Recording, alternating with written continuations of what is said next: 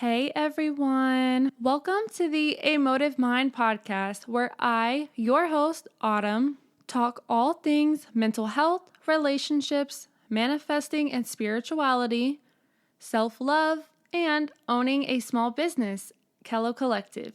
On this podcast, I will offer advice and motivation to you on navigating the ups and downs of life, anxiety, personal growth, and finding your true self through sharing my own journey with you. If you're anything like me and have experienced intense anxiety and mental health issues, or maybe feel stuck at where you're at in life, then I'm so glad that you found me here on the Emotive Mind podcast, where together we can transform our lives and create a motive mind. Make sure to connect with me by liking, following, subscribing, and sharing the Emotive Mind podcast on Instagram, Facebook, YouTube, and Spotify at Emotive Mind Podcast. There, you can find the video recordings of each episode, the posting schedule, which new episodes come out every Tuesday, or share your thoughts and comments on your personal journey, the podcast, or whatever you would like to hear me talk about next. I would also be extremely grateful for you to check out and support this podcast through my small business, Kello Collective, hand-poured coconut soy candles and products, which you can find on Instagram, YouTube, Facebook, and TikTok at Kello Collective, and shop on kellocollective.com. Thank you from the bottom of my heart for your continued love and support on this podcast and my business. Be sure to check out any previous episodes that you may have missed, but I hope you enjoyed this episode. On the last episode, we talked about boundaries, finding a new therapist, how to start setting healing goals, and how my experiences in 2022 led me to get serious on my passions and starting my business. On this episode, we're going to be talking about how a few supportive and motivating conversations from my family pushed me to start my candle business, how I started my candle business, more tips and insight I learned from therapy, and the signs that I received through angel numbers. So in May of 2022, I went and visited my family back in the state that I'm originally from, and I had some very motivating and eye-opening conversations with my parents. They were conversations that were basically like, it's time to get your shit together and put your talents to use and actually start the business that you want to start. Think about your interests and passions, make a plan, and go for it. They confirmed for me that baking was for sure not the way to go, but I had an idea about making candles, and they suggested that I start getting the supplies to see what could come out of it. They helped me realize that I am in a new state that is a land of opportunity, and I was getting close to the 1-year mark of moving away, and it was necessary that I finally become fully independent and start making more money through my passions. My parents really helped boost my excitement and confidence that I have what it takes to be successful and achieve my dreams if I really put in the time, effort, and creativity into it. So, a few days after visiting them, I headed back home with my new boost of ambition and determination. As soon as I got home, I did a lot of research on candle making, the equipment and supplies that I needed, and also different jars to see what style I really liked and what I was really going to go for in terms of my business. So after that, I went on Amazon and I bought a $50 candle making kit to begin testing, along with a single plug-in electric burner. And while I was waiting for my kit to arrive, I continued to do a lot of research on different types of candles to hone in on the vibe that I really wanted for my candles and what type of brand I really wanted to create through those. I came across dessert candles that look like food, spirituality candles, candles that were centered around like phony quotes or sayings, and luxury candles. There were so many different types of candles out there on the market, but luxury modern candles are what really sparked my interest and creativity. I had gut feelings that this is where my brand was supposed to go. So after deciding on the candle type, I wanted to start focusing on brainstorming company names And I knew I wanted to have my last name involved because I wanted to separate myself from different brands and have a piece of me in it. I wanted customers to be able to look at the candle and the name and remember that this is a Kello candle. But I started Googling different words and meetings to add another word into the last name, and eventually I stumbled on the word collective. I fell in love with it immediately, and I knew that that was going to fit together so well. I chose the word collective because I didn't want to limit myself and my company to just making candles. Collective is essentially a group, so this allows me to add in a world of products down the line, so stay tuned for that. But it's interesting because with my baking and cosmetic business that I had thought of starting, I chose some names and thought of some different products and ideas, but nothing was ever really solid. Like, it never felt right, and I really couldn't find myself itching to want to go and sit down and brainstorm but so much, or think of actual legit plans and visions of where I wanted things to go. Like, it didn't flow naturally like it should. And with Kello Collective, I didn't even have my candle making practice kit yet, but I already had the type of candle in mind, my company name, and was strongly pulled to the ideas of where I wanted my brand to go. My intuition was already telling me that this is where God was leading me, and I only had those feelings with this business. Like, I had all of that figured out within 10 days of arriving home from my trip to see my family. And I was researching different jars and felt very drawn to the hexagon jars, which, as you see, are the jars today. And I was just obsessed. Like, there was just that gut feeling once again, like, nope, this right here, that's my jar. And it blows my mind how fast I was able to make so many decisions and figure out key components of my business, and just the way that all of the pieces fell together so effortlessly. It felt so natural and right. But a few days later, my kit and supplies finally arrived, and I was so excited to try and make these candles and hopefully get the real confirmation if candles were going to be the product that I could finally turn into a real business. As soon as I got the kit out of the mail, I ran inside and started making candles. The very first testers that I made were so bad. Like, they were looking mad crazy. But then again, with everything in life, the first time trying something new is probably going to be your cringiest, worst outcome, and it's just not going to be maybe exactly where you want it to be.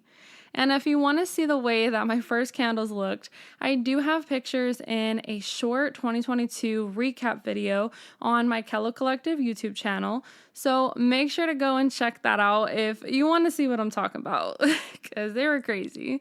But I remember making the testers, and when I was making them, I felt such a calming, deep-rooted feeling that this was it. Like, this is what I was searching for, and I knew it was go time. So I made the decision that day to put all of my focus and effort onto forming this into a real business. After that, I did some more research and decided on using coconut soy wax because of how it holds the fragrance oil and produces a really high quality, great burning candle that lasts a very long time. And my candles do burn for 60 to 70 hours for each of the 7 ounces. But I also decided on using cotton wicks and the hexagon jars. But I went through about a month and a half of scent testing to finally narrow down the final 5 scents, my signature collection, which is fully up on kellocollective.com currently. And it also took me about a month to design and finalize my logo. I played around with so many different layouts, fonts, and shapes, and I had so many mock-ups of the logo and had such a hard time choosing until I finally created my current logo. And I knew it once again in my gut that that was the one. That was my logo, and that's the direction we're going in.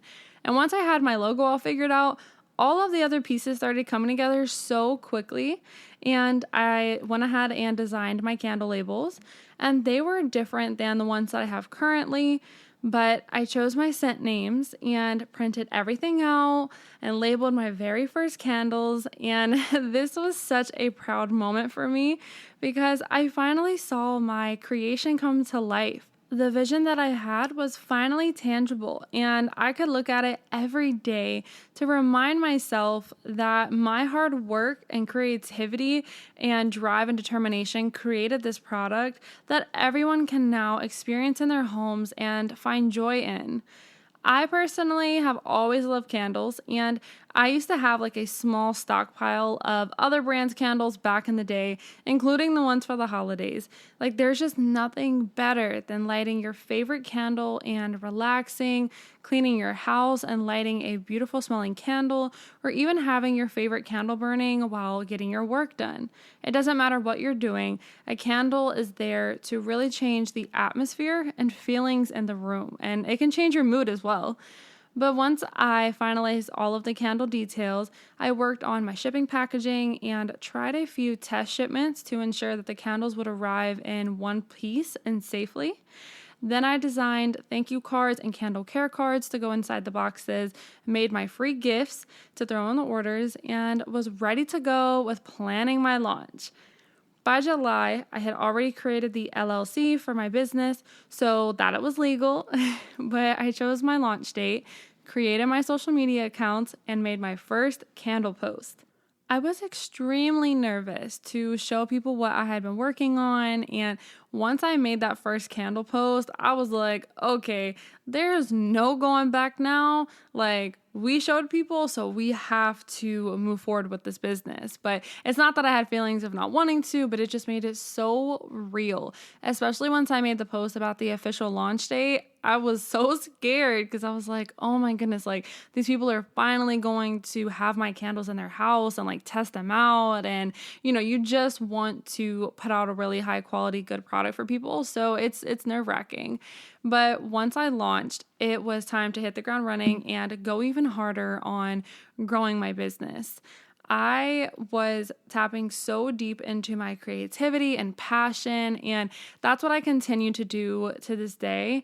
But after about 3 to 4 weeks after my official launch, I released my fall collection, which is one of my favorites.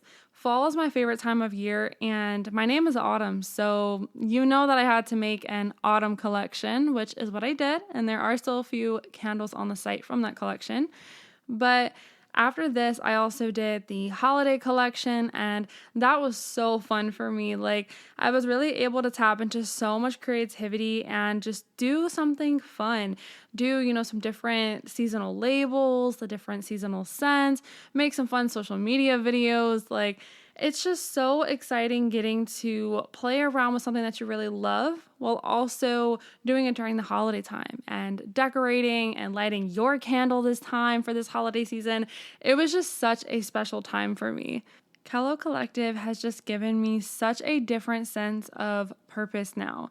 Like, it holds such a special place in my heart, and I still get giddy like a child when I get to sit down and test new scents, develop new products, get creative with social media content, or work on improvements for the candles, packaging, and brand. Like, I take such pride in having something of my own that I'm able to develop and create and, eventually do that as my full-time job. Like, it is just so gratifying, and I'm just so grateful for it.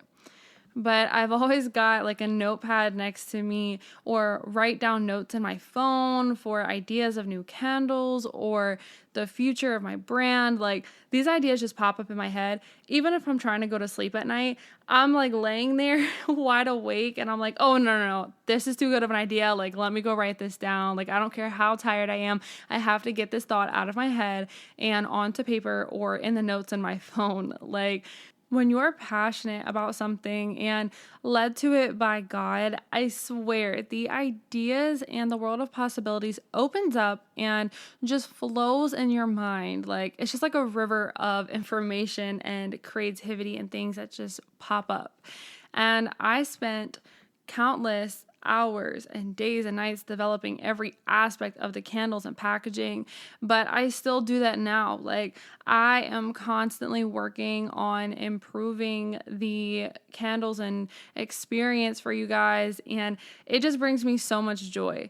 And I design, print, and create all of the labels, cards, and everything that you see. I stamp my own shipping boxes and gift bags. Like, I make sure that all of the pieces of my brand are high quality, high performing, and I put in so much hard work because it is so worth being able to do what you love. And I didn't think, honestly, back in the day that I was as ambitious and driven or creative as I am now. Like, I knew it was in me, but I didn't know that it was this much. Like, I shock myself, where I'm like, whoa, like, girl, you are going 1,000 miles a minute and you're just so excited to do it every day still. Like, I have unlocked a whole new version of myself, and I really, really love being able to create these candles for you guys. The candles are just the very beginning for Kello Collective, and I cannot wait to continue sharing my passion with you all through different candles, fragrances, and other home products in the future. So definitely stay tuned and see what's to come next. But it means so, so much to me to be able to share the story of how Kello Collective started. And in honor of that, you know that I have to light my Kello Collective toasted coffee bean candle, which you can find on kellocollective.com. This candle is a delicious blend of coffee beans, cocoa beans, and vanilla bean. This blend fills the room with aromas of a freshly brewed cappuccino. All right, so now that I have my coffee shop vibes going on in the room, let's go ahead and get into the second half of this episode. So aside from spending months focusing on my candles and launching my business, which significantly helped with my mental health, I was also still in therapy. My business helped give me a creative outlet and put energy into a positive source, opposed to worrying about my anxiety and panic 24/7. Fortunately, once I moved out here in 2021, my panic attacks subsided and eventually went away, but I was now experiencing anxiety attacks here and there. The difference is that an anxiety attack is a buildup of anxiety, fear, stress, and other factors that slowly start adding up and lead you to finally have an anxiety attack, which this is essentially like the same symptoms and things as a panic attack, but it builds up rather than a panic attack, which is more sudden and brought on in the moment. But aside from this, around this time, I would mainly experience a lot of anxiety dizziness, which was really not even dizziness, but it feels like you're dizzy. And a trick that I learned to help bring me back down to the moment when I felt that way is to stand or sit still and just stare straight at an object that isn't moving. When staring at the object, you'll realize that you really aren't actually dizzy, because it centers your focus and allows you a few seconds to register in your brain that the object isn't moving and neither are you. So I still use this trick now, and it's really helped me in times where I'm like, oh gosh, like, am I feeling dizzy? I'm feeling a little queasy, and it's like, no, stare straight ahead. Oh, okay, I'm good. But the next trick that I learned in therapy was for my depersonalization symptom. When I felt like I was in a cloud or a dream, I learned this trick called the drop anchor. And essentially what you do in this is sit down in a stable, non-moving chair and just sit up in the chair like normal with your feet planted on the ground. Don't cross your legs, just sit there with your feet sturdy on the ground. Then close your eyes, take a few deep breaths, and push your feet down into the ground like as if you were about to stand up, and put pressure and force down on your legs and feet to get yourself out of the chair. But don't actually get out the chair, just remain seated. But while pushing your feet onto the floor, you're supposed to put your focus onto the muscle tension in your legs and the feelings in your body when you're pushing the energy to your feet. Afterwards, open your eyes and focus on what you see, hear, or smell in the room. And this is to help you pull yourself into the present moment and be aware of your surroundings, opposed to being in your head and stuck in the depersonalization. The final two things that I learned in therapy in terms of tips for my daily anxiety and mindfulness was taking 10 deep breaths while putting your hand on your diaphragm, which I did talk about this in a previous episode. But also, aside from the breathing, noticing 5 things that you can see, feel, and touch in that moment. So just think of 5 different things for each of those categories. I encourage you to try out a few of these tips and tricks to see if this can help center yourself in times of stress or anxiety. Like, even if it's a moment that you're just overwhelmed, it doesn't have to be in times of just anxiety, but just making sure that you're able to ground yourself and just calm yourself down. Like, you need to be able to take some deep breaths and just relax. So, the final topic that I want to talk about briefly on today's episode is angel numbers and how I started paying closer attention to the signs that were all around me and pushed me to start educating myself on the meanings of these numbers. Before 2022, I would see angel numbers randomly, but mainly 1111 and 222. So I didn't really think too deep about what I was seeing, but I also knew that everyone would say, oh, when you see 1111, make a wish. And that's how I grew up associating that number. But I didn't realize that it was actually an angel number. And in 2022, it really opened my eyes to see I'm really seeing this number very frequently. And I don't think it's because I'm supposed to be making wishes every time. Like, I'm seeing a bunch of reoccurring sequences of numbers. So I've also always heard people talk about their lucky numbers or how they see certain numbers all the time. And I knew that there was someone above that was maybe trying to communicate with me. So I Googled the meaning of 1111 and 222. I talked in a previous episode about the meaning of 1111, so I won't go too deep into that one, but after seeing how that number was strongly associated with your deceased loved one getting a message to you, I was shocked because it confirmed that my brother who passed away was trying to communicate with me this whole time, and my other angels. My new friend that I briefly talked about in the last episode also pushed me to learn about angel numbers because she's very much like me and would always be screenshotting the time on her phone if it was an angel number or taking notes of the signs that she was getting through the numbers.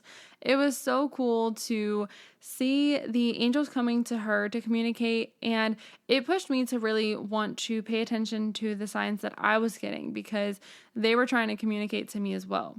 Like I said, 222 was one that I would get all the time, and this mainly signifies change and a new cycle beginning in your life, but also your feelings, whether they are negative or positive, are manifesting your reality. A few other key meanings include needing to pay closer attention to the universe's signs and cooperating with the angels' messages. Let go and trust the universe. Balance your mind with your physical body and connect to God or your creator and the universe. You need to think positive, be in harmony, and in sync with yourself. For me, seeing 222 lined up perfectly to how I was feeling mentally and the experiences that I was going through in my personal life.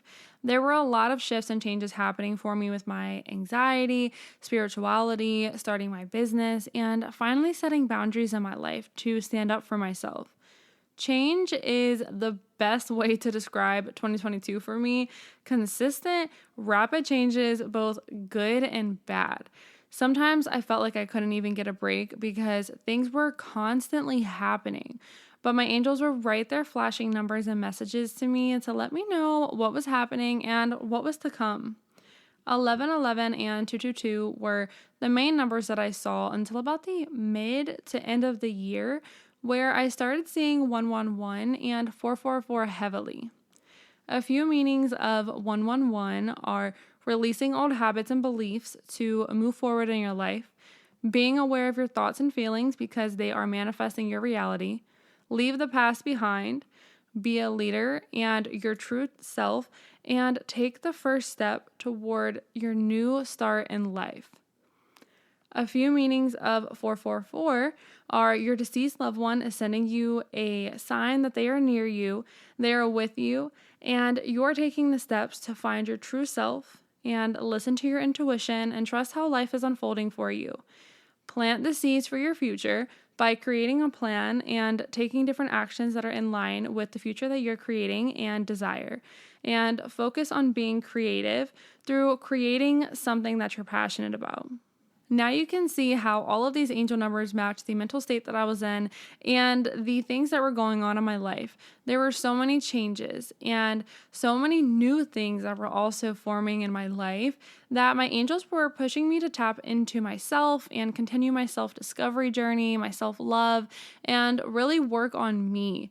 They wanted me to create candles and align my mind with the universe to take new actions that would manifest the life that I was dreaming of.